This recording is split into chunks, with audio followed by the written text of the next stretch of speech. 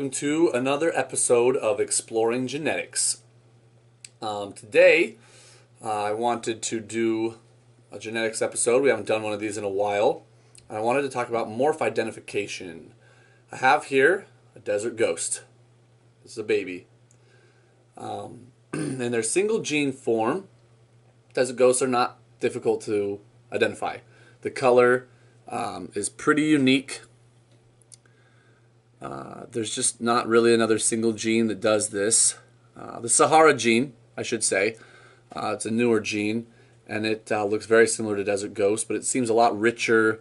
Doesn't seem to have the color change that a desert ghost does. The desert ghost ends up really creamy as an adult, and I'll show you that. They're both beautiful, but I think they're different enough that in its single form, the desert ghost looks pretty unique.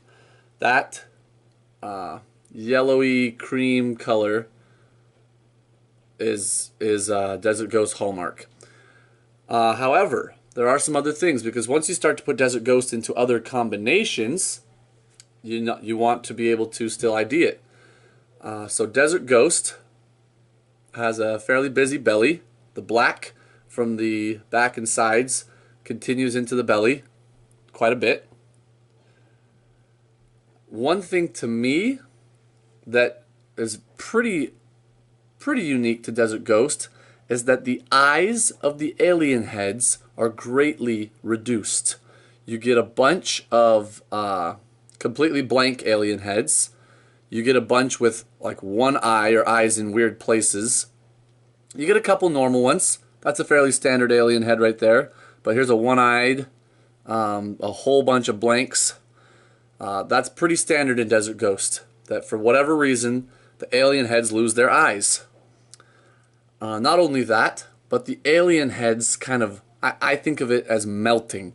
They melt together, they melt down, they droop.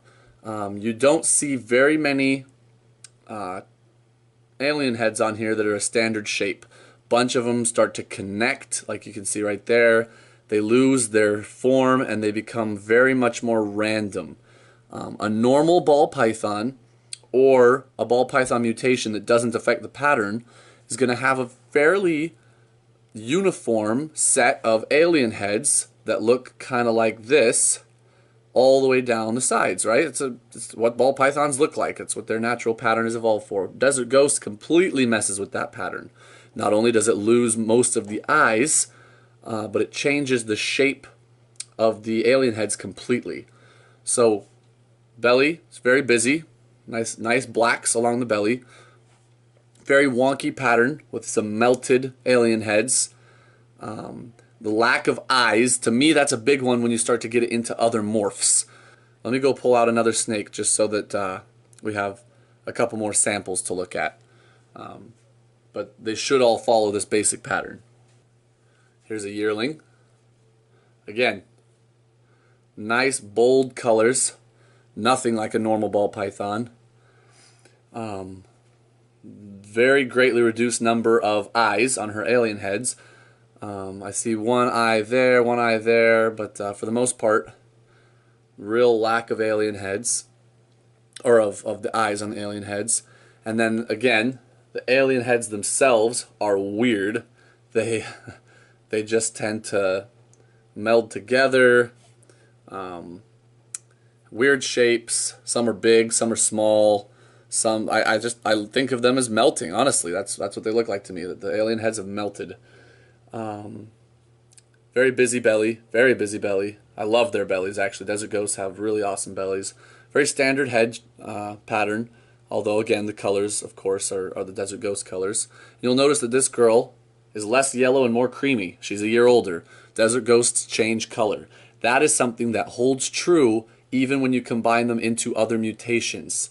The color will change as they age. Not the typical browning out that most ball pythons do, unfortunately, but more of an enhancement. Most people think they look better as adults than they even do as babies.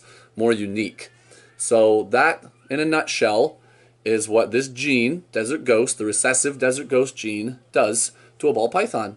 And in the future we may do this again with some more combos, but for now I just wanted to do a basic Morph Identification episode of Exploring Genetics. And until next time, we're the Reptile Barn.